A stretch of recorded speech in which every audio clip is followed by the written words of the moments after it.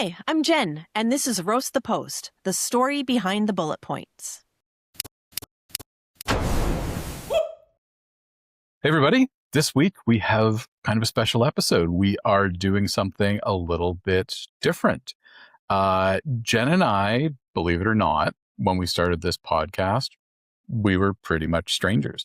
I invited Jen on to another podcast that I was doing at the time to kind of chit chat, and we just kind of hit it off and we got talking. We were like, we should do a podcast together about job ads because we both seem to absolutely hate them and think that they need to be fricasseed into the next universe. So that is how we started doing this podcast. We actually met for the first time, what you think, 3 months into doing this podcast when you were in Toronto for like a conference or a training thing or something. That was Yeah. the first time, and we did Substack Live that day. That was the first time that we had ever met in person, and the first time that we could like confirm that the other person was not a serial killer.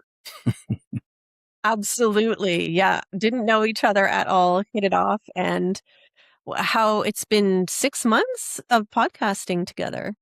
Yeah, we've been doing this podcast for like 6 months, and it occurred to me that our listeners probably don't know a heck of a lot about you. And in fairness, I don't know you as folks would think that perhaps I do. And I think both me and our listeners want to get to know you a little bit better. So I'm going to interview you just like you are a guest on my podcast all over again. It'll be fun. Got some questions. Are you ready? I'm ready. Let's do it. Tell us about you. I think the folks at home would really want to know what makes you tick and what your origin story is. Like, where you been? What have you done? Like, give us the skinny on that. Career wise, Yeah. Yeah, career, school. Like I kind of read on your LinkedIn that at one point in your life you owned a yoga studio. Like I definitely want to know about that. dang. Oh, dang. We're going way back. Yeah. So currently, right now, I am the VP of People Operations at a venture capital firm. And I have my human resources professional designation from the governing body here in British Columbia. Uh, but leading up to that, I mean, it's a.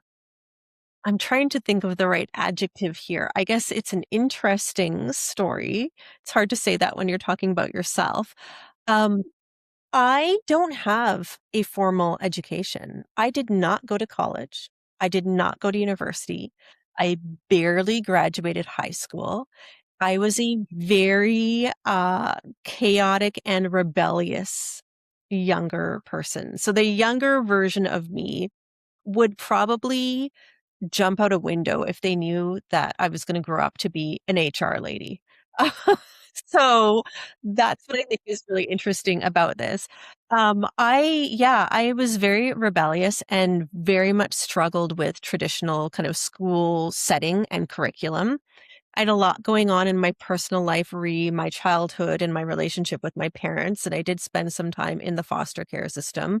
And so I found that I really didn't like authority and I didn't like to be told what to do. And sitting in a classroom was, I, I guess, my worst nightmare. It was impossible. My body was there, but my mind was always somewhere else. Uh, as an adult, I have come to learn that my, diagnoses with chronic depression and anxiety and all of those other challenges have actually been an undiagnosed ADHD. Both for, Wow. yeah. That makes so much sense. Like you talk about problems with authority. Not like you, the human that I know today, you are lovely. So let me just put that out for the folks who are listening and kind of took my comment one way. But you talk about like having problems with authority when you're young, and not being able to sit still and really not dealing well with those environments that are highly structured. Like knowing now that you have ADHD, like that makes perfect sense. And it's becoming more and more common for people our age to kind of learn this and be like, oh, that explains a lot about when I was younger.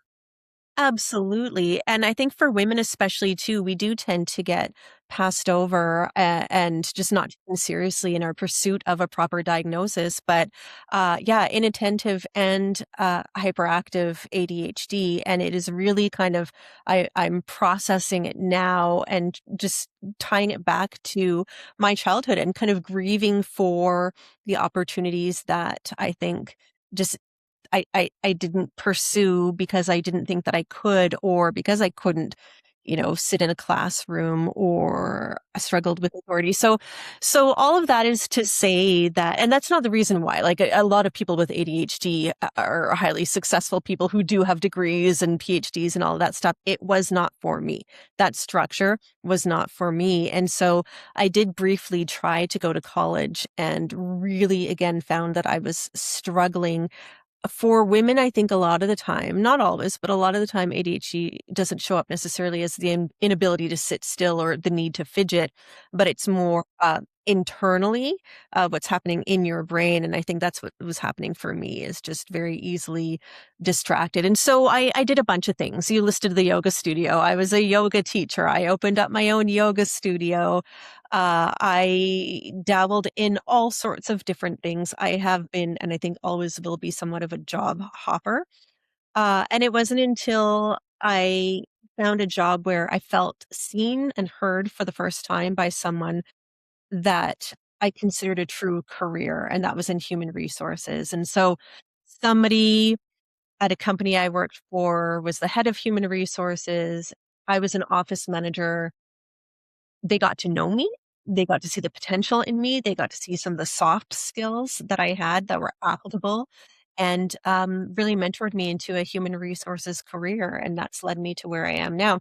I think sometimes I consider going back to school, and then I think about how much that would cost. And I think again, because what would it be for, right?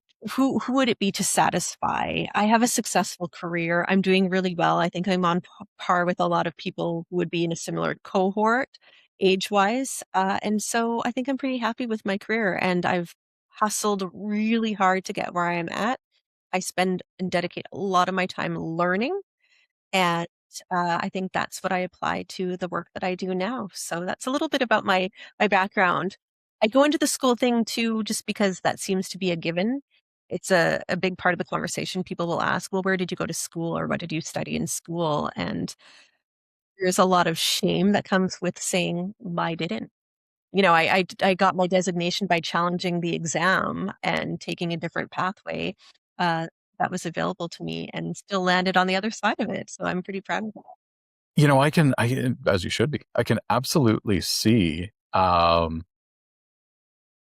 a little bit to take in. Like I never knew any of that. That's really neat to kind of know that about you.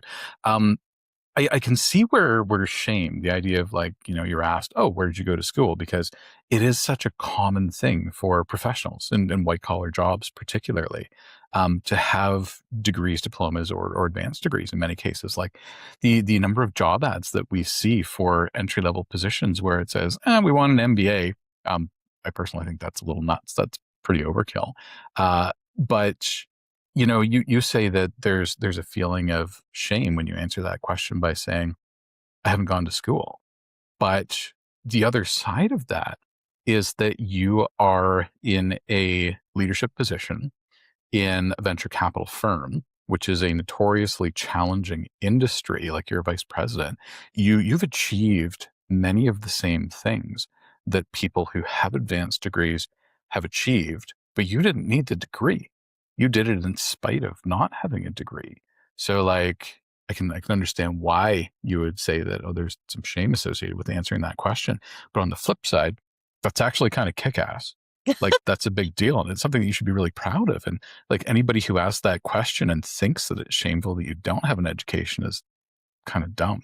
Like, that's pretty serious perseverance to get where you are without that education. It's very me. I would say it's very aligned with me and who I am and how I have navigated my life, period. Not just the professional aspect, but all aspects of it.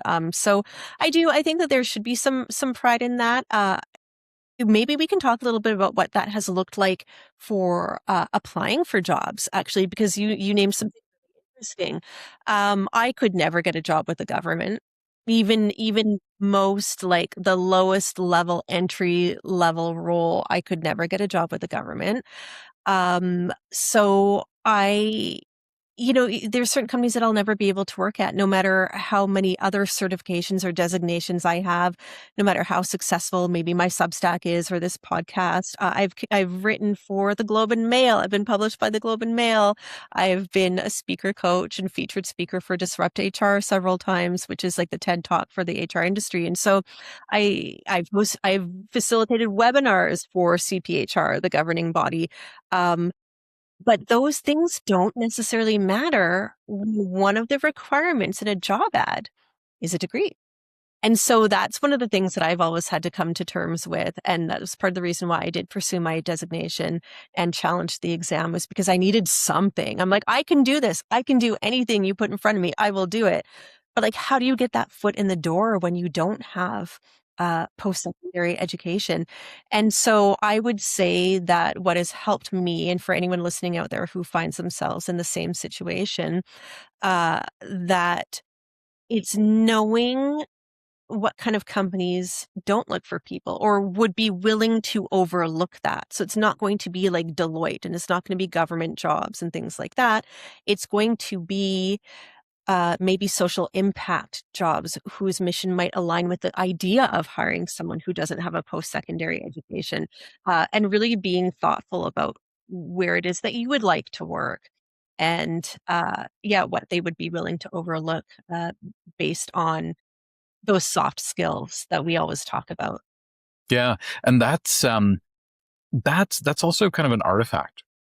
Like we talk about this a little bit too. Like when you're going out and you're writing a job ad and you're looking for a candidate, it's been it's been the industry practice for so many years to say, okay, look for a an educational credential related to the area that you're hiring for. So look for a diploma, look for a degree. And it's been such a norm for so long a period of time that I think very few people challenge the underlying assumption. And the underlying assumption is that asking for that degree or that diploma is just a proxy for something else. Yeah, When you say, we need you to have a degree, what you're saying is, we don't have the time or the capability to evaluate your competence and fit for this job. So we're going to outsource that to something that you have paid for. Right. And it's such a shame because I feel like there are so many people who don't have the right degree or the right diploma, or in your case, like one of those, period, who are going to be awesome fits in an organization, but they never get through. And this is where the compounding problem kind of comes in. They never get through the technology system, the ATS or the AI driven pipeline management system, because of that one little deficiency in a profile of data that doesn't fully reflect the person. So it's like you've experienced this kind of firsthand, and like you said, you're locked out of certain organizations, government absolutely. organizations, particularly because of it. And that to Absolutely. me seems very strange. But yet you could have someone with a degree in something completely irrelevant to the role itself. But they have a degree. They have no direct experience in this, but they like it's a real thing. That's a pretty good segue into another thing that was on my mind. Thinking about your history of interviewing for different jobs. You told me at one point in time that you've got a pretty good like scorecard when it comes to interviewing. Like if you get an interview with a hiring manager and you get through that initial round, you got a pretty good close rate at getting the job. Tell us a story about something that stuck with you in an interview or with a company's hiring process that changed your perspective on all of it. Because you've seen a lot of this firsthand and you work in this space. So I'm quite curious about your perspective on it.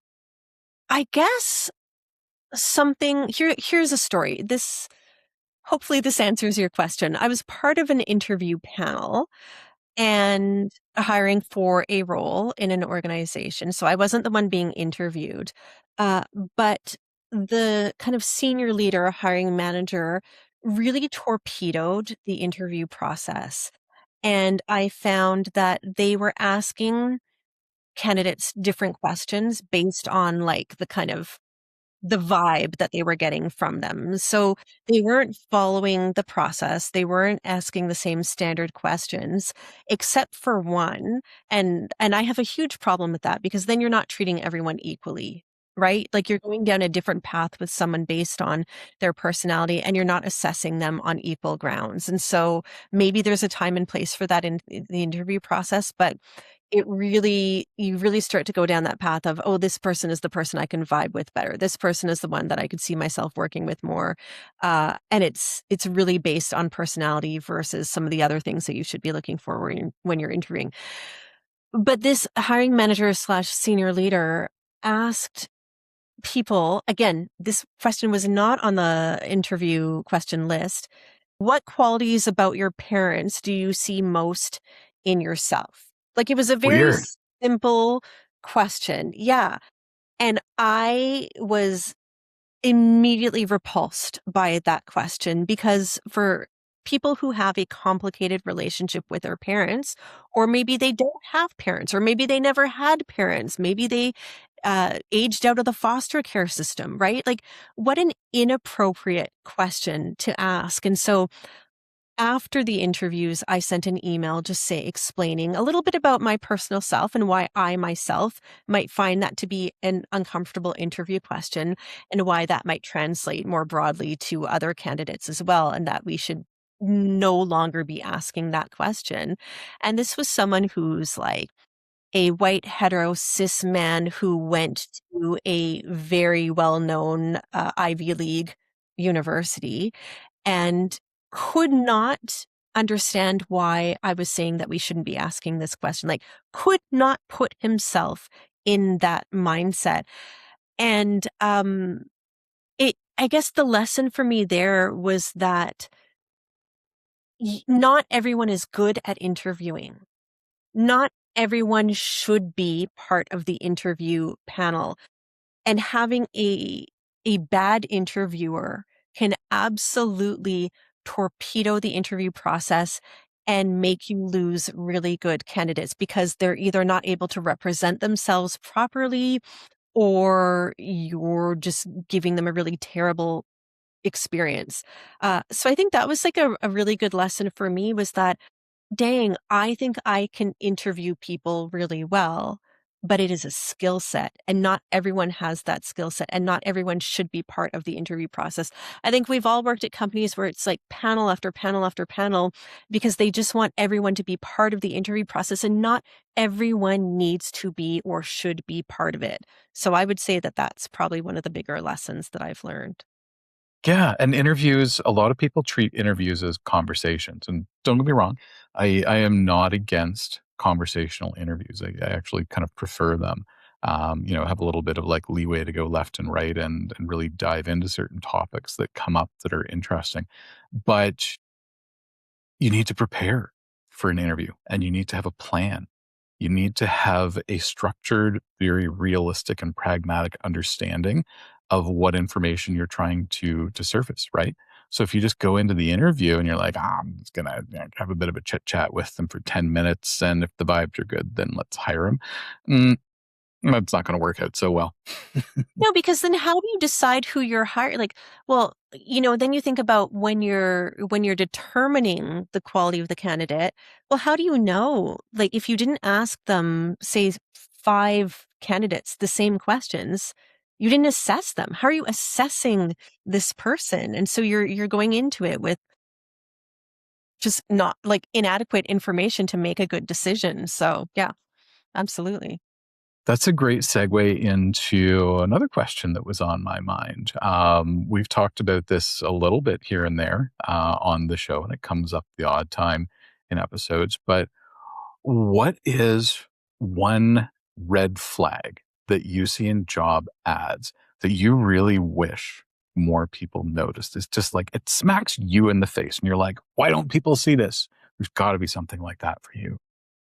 I think it's the idea of gender coded language. I think that's the one. And we talked about this. There's a recent episode that we did. I think it actually, well, depends when people are listening to this, but it just went live today. And for the benefit of because it's such a good example for the benefit of the listeners. It is called Director of First Impressions, Hold for Mr. Draper, Please. That's the name of the episode. It's such a good example of gender coded language. And I think I want to give companies and people, job ad writers the benefit of the doubt that maybe they don't realize they're doing it. They don't know that, they're not doing it on purpose. But it's when you are, for example, hiring a receptionist position and all the language you're using is very female driven. Whereas there's nothing to say that somebody who's maybe non-binary or a man can't do the same job as well. Um, and it shows up with, well, actually, here's a plug. Paul and I have an ebook and it's called the Job Description Decoder. And it is a pay what you want or what you can scale. So if you can't afford to pay anything for it, don't worry about it. But any proceeds we make get split 50-50 between our two charities of choice. So we'll link to that in the show notes as well. But it explains what that looks like. And once you see it, you can't unsee it. And it becomes really frustrating because the reason why it's such a problem, besides what I said about narrowing your candidate pool, is the reason it is such a problem is because that company is telling you that they expect certain roles to be filled by women and certain roles to be filled by men. And that will tell you which roles they value. That will tell you how they pay in their organization. It's going to tell you so much when they start to use gender specific language for certain roles. And so that's one of the things I think is a huge red flag for me. Job ads are written so terribly, but go and listen to this episode, please, and you will understand exactly what we are talking about. That's to me going to be one of my biggest red flags because it tells you everything you need to know about the organization and how they view women or like feminine jobs. I definitely, one of the things, and I don't know if I've ever said this to you directly before, but one of the things that I've gotten out of our professional relationship in doing this podcast that is just like, it's so valuable and it was so eye opening, is the impact of language and on meaning and being able to like say, okay, certain word choice actually does connect very closely to a certain meaning inside an organization. And it's been a very eye-opening experience. Like, for folks who are listening to this, you can't see me, but I am a white man. I'm in my 40s. I am pretty normal as far as like the mainstream definition of normal goes. I'm that guy. I like to think that I'm aware of it, but I've still learned from Jen that, oh, there are other things that I haven't been aware of before. So I don't think I've ever said thank you for that, but it's a thank you kind of scenario because I'm more aware of it for sure. I'm more aware of it now. I appreciate that. And that makes me so happy if more people can be aware of how language impacts pretty much everything. I'm going to use this opportunity to plug a Substack friend of ours who I think that if anyone's interested in the power of linguistics and how that might even come into play with things like job ads, the strategic linguist, will link in the show notes as well, is a phenomenal Substack account. And she writes all about the power of language in the workplace, corporate, in life, everywhere. Even a really powerful and very popular post that she wrote about IVF and the journey for, women to become pregnant and the language around that kind of world as well. Really, really interesting, fascinating about how important and impactful language is. I want to pivot a little bit and talk more about cultural norms inside the workplace. So we talked about, red flag, gender coded language. That was a great one to call out because it is absolutely everywhere, along with other forms of coded language.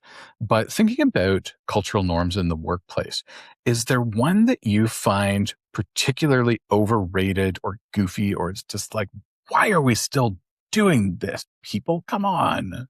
Yes, absolutely. Cringe to the max. It's cringe to the max that I said cringe to the max, but that. I don't know why. I've never said cringe to the max in my life, but weird things happen when you The just, mood struck you. yeah. Culture fit. The idea of culture fit is heinous to me. It's embarrassing. It's outdated. We are going to look back at that years from now and be like, oh, I can't believe that we would hire for culture fit. Um, I think it's like straight up stupid. And there's so many reasons why, but I think that it is the least strategic thing that you can do in an organization is hire the person who you could imagine going for a beer with. And I know that's not just culture fit. I think sometimes people like to equate culture fit to values alignment. So we're looking for someone who is aligned to our core values at our organization. Okay, but that's not culture fit then. Uh, and it's detrimental to an organization, like I said, to hire a lot of clones of yourself. You need to start hiring people that make you uncomfortable. And I'm not saying people who walk by and smack you on the ass in the office. That's not what I mean. There's a difference between dangerous and people who challenge the way that you think, challenge the way that you do things, challenge the way that you approach work. That's what I'm talking about. So just because somebody might dress a little bit differently, or just because you feel like they didn't make enough eye contact during the interview, please, that's again so embarrassing. Start to think about hiring people who might approach things differently than you. And it is disruptive. It is disruptive to your team. And it is going to be frustrating because that's not like we've always done it this way. And so is coming into this organization and they're talking about maybe we should try doing it this way or, that way. And that is inconvenient to you. That's a problem. Your team is going to struggle to adapt, to grow, to innovate. So stop hiring clones of yourself, stop hiring for culture fit, and start hiring for, if you want to call it values alignment, sure. I don't think it's that either.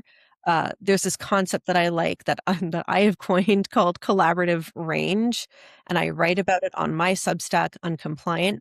And it's the idea of hiring for people who can uh, adapt and increase the way that you can collaborate within work, and people who show up differently and challenge the norms that you have created that are truly holding you back. So, yeah, culture fit is mine. Yeah, because culture and values, like you say, they're not the same thing, but organizations tend to use them interchangeably, Yeah. those two phrases. And the idea that you need to hire people who you could see yourself going with a beer for, like I kind of get the notion, I get the inkling to do that because that kind of goes back to how we form relationships and whatever, and traditionally in the past, like relationships at work or jobs or hiring or whatever else has been very relationship driven. Like we've all heard this story of like, oh well, you need a job, just go network, tap your network, phone a friend and they'll be able to find you a job, no problem. I can tell you, I have never, ever, ever had that work out for me like once in my entire life. Most of the time, when I tell people I know that, hey, I'm looking for a new job, over the past 20 years, it's been like, oh, cool. I will ask around. And then you never hear I'll back. You never forward hear you a job anything post again. too. Yeah, Yeah, or I'll send you a absolutely. job, but they'll send you a job post or something like that. So it's like that whole story of getting a job, relying on relationships and networking. Like I'm sure there's some truth to it, but it's not the thing that it's supposed to be. So like if that's the case, then why do we need to treat the rest of it like a relationship building exercise? That makes no sense to me. Here's the thing too, like, let's actually dig into this a little bit more, if I may. When people were hiring for culture fit, I think it comes from the idea of you're all gonna be working in an office together, and we're all gonna be spending so much of our lives in the office working together that we should hopefully get along. And I know a lot of people met like their closest friends through work, and my partner and I met through work. So there is something to be said, right? But that is an in-office environment where you are expected to spend the majority of your time with your colleagues. So maybe you do want to hire people that you can like get along with. And I'm not saying not hiring for culture fit doesn't mean that you would hire people you don't get along with, right? Again, it's not about being, in a dangerous situation. It's about being uncomfortable. And now I think more and more, especially Gen Z, their work isn't their life anymore. Like it's just your work. You're just going to go in, do your work, and then get the out of there. And so you don't need to be besties with your colleagues at all. You need to be able to tolerate them, to collaborate with them, to succeed. But that's it. And so it's such an archaic concept to hire people for culture fit when most of us, not everyone, but a lot of people are working remotely or hybrid or whatever. And the younger generations are no longer making the workplace their end all be all. And so this concept can go. It's done now. It doesn't matter anymore as much as it did back in the olden days. The priorities are different for people. And if I put on my asshole capitalist hat for just a second, do I really want people who are chummy and buddy goofing off at the water cooler all day instead of making me money? No, I do not. So maybe that's the other argument for ditching the culture fit thing. Maybe it's less productive. Maybe your company runs less efficiently and effectively if you just hire people who are buds. Yeah, absolutely. Absolutely. Think about what new and diverse experiences and ways of thinking can bring to your organization. And also think about where was culture fit the idea of that born from? And then determine whether or not you still need that for your organization. Is that still relevant to you? We're so stuck with these like operating processes that served a purpose at a time, and we just don't stop and think, does that still serve a purpose? And if not, then kill it. So there's another question that I'm very curious to hear the answer to. How has co-hosting the show changed your own perspective on hiring or searching for jobs? Like what's changed ever since we started doing this 6 months ago because of it? Ooh, I have never thought more about the hiring process and job ads in my entire life than I have in the last 6 months since we started this podcast together. Um, it it really has made me realize that a job ad isn't just some document. It is everything. It tells the candidates everything they need to know about your organization. Like it truly is a huge deal. So I think it's changed my perspective in that respect, that it it means a lot. It's a very big deal, and that it can be anything you want it to be. Like again, when we talk about these old like operating systems or processes that we just can't seem to let go of, the same can be said about job ads. They are all the same. They're all the same format, the same template, the same like blah blah blah. And I can't believe it. I can't believe we're still using this weird old relic, and we're not trying to hire people or write job ads in a different way. We talked about this on a recent episode. It was a company that does, I think it's like entertainment for kids, but with a learning aspect. Yeah. And yet their job ad was the same that you could find for any company. Why not use this opportunity to write like a very cool job ad or a video, because you're talking about hiring someone to head up your YouTube. So do a video job ad, make it completely different. Like where are these innovative new ways of advertising for roles? Everyone, everyone, Paul, uses the exact same format. And then we all complain about how many applicants you're getting and how underqualified everyone is and how it's just AI talking to AI. Well, then do something different. Then change it. You have the power to change it to be anything you could possibly dream of. That's such a cool opportunity there. So I think what really is kind of has changed my perspective was that I didn't realize before we started this podcast that the way we hire and job ads themselves are so broken. Now I know that they are. So my perspective for that has changed significantly. Yeah, I Yeah. guess that's my answer. Recruiting is marketing, right? Recruiting Yeah. is marketing. But you tend to have people who are not marketers or persuasive running recruiting campaigns. And, I'm not saying that, not casting any shade on those people. Like, they're just kind of following the structures and systems that have been around for a very, very long time that have never been updated. But it's on us as like leaders of a new generation of workplaces to really ask those hard questions. Does this work? Why are we doing something this way? How can we do it differently? If you think about recruiting being marketing, there's a lot more than you can do with it, right? Than saying, let me write a job ad that has a standard template that I never deviate from. That's dumb. Stump, get your marketing team involved. It's always like HR. If you don't have HR, it's the hiring manager. And then people are just looking to see what other similar roles exist out there and then copying that template or using their own template. And Yeah.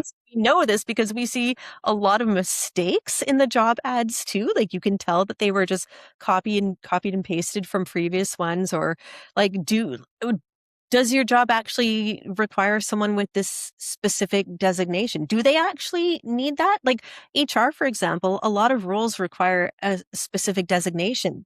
Do you actually need that? I would argue that you don't. So stop putting that in there. Like start questioning what it is that you're asking and putting out there.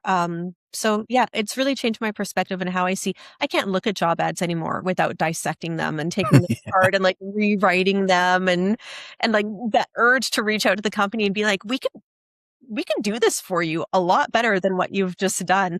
And I would say the other thing is that it's not always bad job ads, right? Like we've found some really good ones too. Um, but the majority of them are terrible, terrible job ads out there. Yeah. Speaking of the copy and paste thing, when I was going through some job ads this morning to add to my stockpile for the show, I found one from it's a very, very large company that's publicly traded. And the job was posted. It was for a fairly senior role. It was for a director level role that would have had a commensurate salary attached to it. And the job ad was, written out like about the company was there. It was fine. Like it was nice, kind of creatively written. All of the accessibility and inclusion statements were like there and it was fine. There was nothing wrong with those. But then there were two sections. There was about the role and about the team. And it said there was one bullet point in each, and both bullet points, one in each section, said bullet points are here. And No. this was a live job ad that I found on LinkedIn. And I don't remember if I added it to like our backlog or whatever, because it would be the shortest episode in history, or maybe the longest. I don't know. But big company. Big companies still make mistakes like this. This is what I'm saying. Like we all talk about like the most expensive cost for any company is their people, right? That's what's going to cost you the most is paying for your salaries. And we always talk about how important the people are to the organization. Sometimes when say a company is getting acquired, the company acquiring them is actually buying the employees in the organization, right? So we know this to be true. And yet you see job ads like what you just said, that it's like, how much thought and work are you putting into this? Like nothing. And then you're going to say there's no good talent out there and nobody wants to work or yeah, we can't find the candidate. And then you see the same job ads posted over and over again. And it's like, because your job ad is because you're Yeah. not doing it properly. You're not putting the amount of energy and care into it that you should be. And your story reminded me of, remember we found a funny one too on LinkedIn. It was a job ad, but whoever posted the job ad accidentally put their resume in the job. Yeah. They would have gotten fired, I imagine. This was a live job posting on LinkedIn. And it was actually the person, whoever did it, put their resume in by mistake, like put their resume as a job ad. And maybe it was a clever marketing. Maybe they were like, I'll find a job this way. Oh, it's unbelievable how how little care goes into job ads. It's wild. Yeah. And it's funny too, because one of the common complaints that you hear from hiring teams that are responsible for this is like, I don't have time to write job ads. Like there aren't enough hours in the day. Like I'm overburdened. I'm stressed. I can't write job ads. But if I once again put on my kind of capitalist Apple hat, um, you are going to spend on the low end $40,000 a year, on the high end a couple $100,000 a year on this particular like asset in your business, and you're telling me that it's not worth your while to spend 4 hours on this thing that will arguably and demonstrably bring a much more productive, effective, better quality asset into the organization. Like if you frame it through that lens, it's like, no, do it or be fired. This is it. This is it. You do have time and you can leverage AI. Use an AI tool. And yes, we talk about like the biases and everything in there. Tell it what you're concerned about. Say to the AI tool, I want to make sure that I don't, have biases about this. I want to make sure that I'm not just targeting women. I'm not just, or not just targeting men. I want to make sure that I attract a diverse candidate pool. Say all of those things and then work with the AI tool to build it if you feel like you don't have time. But like, yeah, like you said, if you put the time and energy into it, you will see that return on your investment. You're wasting money otherwise. It's such a huge drain to not do it the right way. Take the time. Yeah. Yeah. Jen, I've absolutely loved having kind of a candid conversation with you today to get to know you a little bit better. I want to close off with one final question though. What's your favorite episode of Roast the Post and why? Oh, yeah, great question. So, my favorite episode of Roast the Post is I think it's our second episode. I'm pulling it up right here so I can find it. So, it's called Executive Assistant and Office Manager, Two Jobs in a Trench Coat. And it's my favorite because it is a hot dumpster fire mess. It is absolutely terrible. The job posting itself and then the job design as well. And I think that it's my favorite because I think we were both blown away in real time by how terrible it was. And it's really eye-opening about how bad a situation can be that you might be walking into. So I liked it because we were real with our reactions. We had some good banter. I think our personalities showed up really well. It's so early days in like this whole process for us. So I think there's a little bit of us not really knowing what we were doing either and like feeling our way through it. But I think it stands out to me just because it's such a terrible job posting. Um, and yeah, I think I still think about who might have been hired into that role and what their life looked now. That's how bad it was. I remember that one. I think one of the things that we kind of stumbled into really early on in talking about that job ad was this is two full-time jobs put into one for no good reason, and they didn't list the salary, but they listed the salary for other jobs that they were hiring for in that company, which that was after pay transparency laws took effect in Ontario, so a little bit illegal. Yeah. That one was a blast. I might actually rewatch that one tonight. And I think too, another thing that I think this job ad was the catalyst for it created that momentum for us realizing we can't just rate the job ad.